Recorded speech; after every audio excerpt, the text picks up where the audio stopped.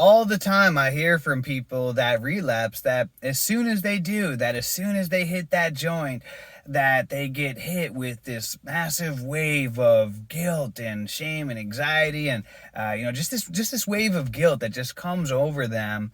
And guys, that's the guilty conscience. That's your internal compass trying to guide you, and we got to listen to that. That's your internal guide trying to direct you in life. And really, it said that the conscience is the one part of us that is absolutely incorruptible. It said that our conscience is the authentic voice of God, or whatever you want to refer to it as. But that's your internal compass, your internal guide, trying to direct you in right from wrong and how to live. And many of us have even forgotten that we have that within us. This is how animals understand how they can fly from one part of the world to the other without any maps. They're so tapped in to their internal compass that they just, without thinking, they just are always in tune, allowing it to guide them in what they should do. We have this ability as well, even on a more miraculous level, because we're able to make decisions on a much more complex ability. But we got to tap into it. And if you continue to suppress it and ignore it, then what'll happen is that it'll become desensitized over time. So you should be grateful that if you still have that internal, guilty conscience speaking to you, sending you these messages that manifest themselves in the form of guilt and anxiety and regret, you should be grateful. Because without them, you'd have no problem making worse and worse decisions that lead your life to chaos and destruction, which some people have. Some people have suppressed it and desensitized it so much to the point Some people have suppressed it and desensitized it so much to the point to where they don't even experience that anymore. And that's when things really start to get worse, because at that point, like I said, you have no problem making more destructive choices. So you should be grateful for it. I mean, how else is the God or the universe, whatever you want to refer to it as, how else is it supposed to send you a message? I mean, is it supposed to like send you an email or a text message like, hey, Mary, hey, Michael, you shouldn't be getting high. You really should be more in tune with your family. You really should be, pursuing your purpose in life. You really should be exercising more. How else is the spiritual world supposed to reach us? This is how it is. It manifests itself. It sends us these messages, these emails, these text messages. That's what it is. That's the guilt that comes out of us. That is the email coming to you and saying, hey, Michael, hey, Mary, this isn't right. This isn't how you should be living. There's something more for your life than doing this. This is, this choice that you just made is not a choice that you should be making. This is why after you get wasted, the next day you wake up and you think, oh, I never want to drink ever again. Or after you eat so much food and you feel like you eat so much food and you feel like you're going to, why did I do that? Again, this is our internal compass. It's always trying to guide us. We got to listen to it. And as you get more clean and sober and you cut out all the substance abuse, stop getting high, and you start paying attention to this internal guide that is the authentic voice, the incorruptible voice, the one part of us that'll always guide us correctly, even if we don't fully understand it.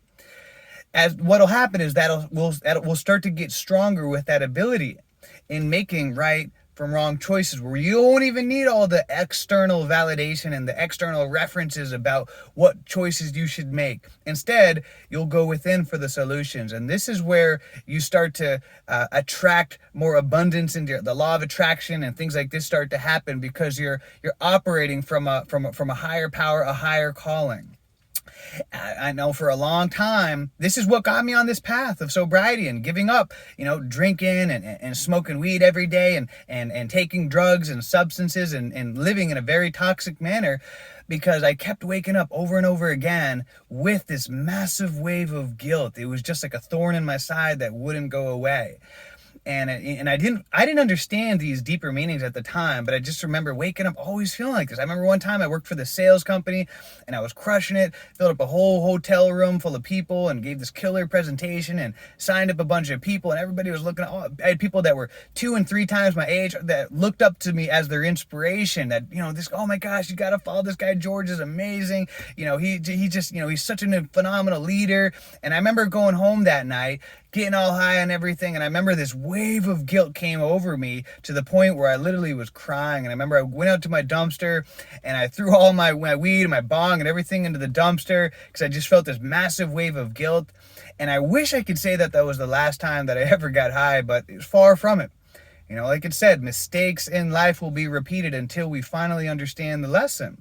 And I guess I just wasn't ready yet. And because of it, I continued on to build up more karmic debt, and more chaos and destruction came my way, and I lost everything. And it's because, you know, I continued to not listen to that internal guide that was trying to direct me in how to live a better life and how to live a life of more fulfillment and enjoyment and peace. And I'm grateful that guilty conscience stayed with me and that I finally did listen to it. And since I've gotten clean off of everything and paid more attention to it, that is when things finally started to get better and better for me in my life. And I started to make better decisions, and I started to attract better quality everything into my life, better quality relationship and experiences, and the little things in my life started to become more meaningful. And that's why I share these messages, because I've been on the other side. I know what it's like.